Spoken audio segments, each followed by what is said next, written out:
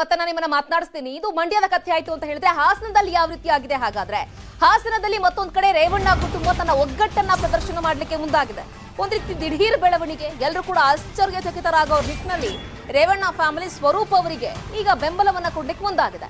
ಸ್ವರೂಪ್ ಪ್ರಕಾಶ್ ಪರ ಪ್ರಚಾರ ಕಾರ್ಯಕ್ಕೆ ಈಗಾಗಲೇ ಧುಮುಕಿದ್ದಾರೆ ರೇವಣ್ಣ ಫ್ಯಾಮಿಲಿ ಅವರು.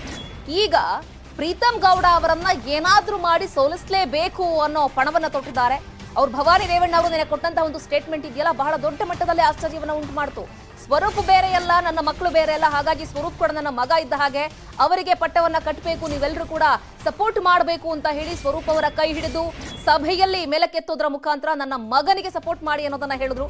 ಸೊ ಸ್ವರೂಪ್ಗೆ ಟಿಕೆಟ್ ತಪ್ಪಿಸಲಿಕ್ಕೆ ಈ ಹಿಂದೆ ರೇವಣ್ಣ ಕುಟುಂಬ ಹೋರಾಡಿತ್ತು, ದೊಡ್ಡ ಮಟ್ಟದಲ್ಲಿ ಮುನಿಸುಗಳುಂಟಾಗಿತ್ತು.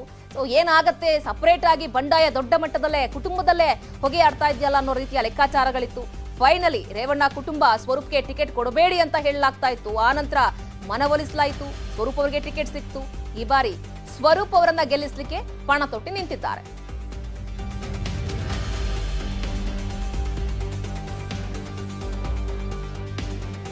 ಬನ್ನಿ ಹಾಗಾದ್ರೆ ನೇರ ಸಂಪರ್ಕದಲ್ಲಿರುವ ನಮ್ಮ ಪ್ರತಿನಿಧಿ, ಹಾಸನದ ಪ್ರತಿನಿಧಿ ಕೃಷ್ಣಮೂರ್ತಿ ಮತ್ತಷ್ಟು ಮಾಹಿತಿಯನ್ನು ಕೊಡ್ತಾರೆ. ಕೃಷ್ಣಮೂರ್ತಿ, ಹಾಸನದಲ್ಲಿ ಒಂದ್ ರೀತಿ ಕಹಾನಿಮೆ ಟ್ವಿಸ್ಟ್ ಅಂತಾರಲ್ಲ, ಹಂಗೆ ಕೊನೆ ಮೂಮೆಂಟ್ ನಲ್ಲಿ ಭವಾನಿ ರೇವಣ್ಣ ಕುಟುಂಬ ಇಡೀ ಸ್ವರೂಪ್ಗೆ ನಾವು ಸಪೋರ್ಟ್ ಆಗಿ ನಿಂತ್ಕೊಳ್ತೀವಿ, ನನ್ನ ಮಗ ಅನ್ನೋ ರೀತಿಯಲ್ಲಿ ಸಂಬೋಧಿಸ್ಬಿಟ್ರು. ಯಾವ ರೀತಿಯಾಗಿ ಸಪೋರ್ಟ್ ಮಾಡ್ತಾ ಇದ್ದಾರೆ ಸ್ವರೂಪ್ಗೆ? ಹಾಸನದ ಲೆಕ್ಕಾಚಾರ ಏನು ಜೆಡಿಎಸ್ ವಿಚಾರದಲ್ಲಿ?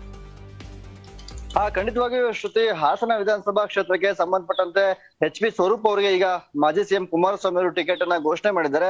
ಇದರ ಬೆನ್ನಿಗೆ ನಿಂತಿರ್ತಕ್ಕಂಥದ್ದು ಮಾಜಿ ಸಚಿವರಾಗಿರ್ತಕ್ಕಂಥ ಎಚ್.ಡಿ. ರೇವಣ್ಣ ಅವರ ಕುಟುಂಬ. ಕಳೆದ 3 ತಿಂಗಳಿಂದ ಹಾಸನ ವಿಧಾನಸಭಾ ಕ್ಷೇತ್ರ ಟಿಕೆಟ್ ಹಗ್ಗಜಿಗ್ಗಾಟದ ನಡುವೆ ಈಗ ಸ್ವರೂಪ್ ಅವರು ಟಿಕೆಟ್ ಪಡೆಯಲಿಕ್ಕೆ ಯಶಸ್ವಿ ಕೂಡ ಆಗಿದ್ದಾರೆ. ಆದ್ರೆ ಹಾಸನದಲ್ಲಿ ಸ್ವರೂಪ್ಗೆ ನಾವು ಬೆಂಬಲ ನೀಡೋದಿಲ್ಲ ಎಂಬಂತಹ ಪರೋಕ್ಷ ಹೇಳಿಕೆಗಳನ್ನ ಭವಾನಿ ರೇವಣ್ಣ ಮತ್ತು ರೇವಣ್ಣ ಕುಟುಂಬ ಕೊಡ್ತಾ ಇತ್ತು.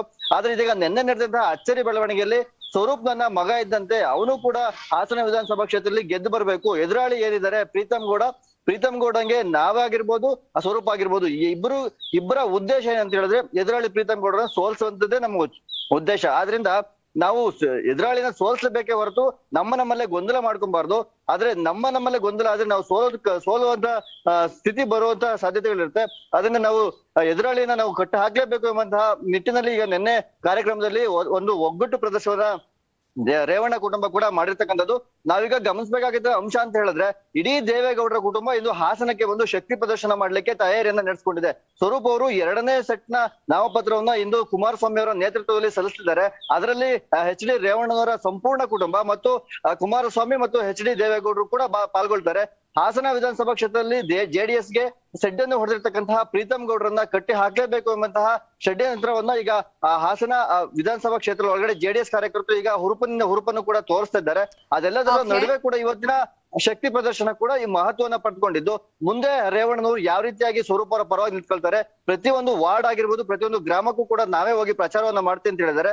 ಈ 25ರಿಂದ 30 ವರ್ಷ ಹಾಸನ ಕ್ಷೇತ್ರದಲ್ಲಿ ಚಾಪನ ಮೂಡಿಸೋದಕ್ಕಿಂತ ರೇವಣ್ಣ ಕೂಡ ಈಗ ಸ್ವರೂಪ್ ಅವರ ಬೆಂಬಲಕ್ಕೆ ನಿಂತಿರೋದು ಸ್ವರೂಪ್ ಅವರಿಗೆ ಆನೆ ಬಲವನ್ನ ತಂದುಕೊಟ್ಟಂತಾಗಿದೆ. Shruti. Okay Krishnamurthy, thank you. ತಮ್ಮೆಲ್ಲ ಕಂಪ್ಲೀಟ್ ಮಾಹಿತಿಗಾಗಿ ಸುನಿಲ್, ತಮಗೂ ಕೂಡ ಧನ್ಯವಾದಗಳು.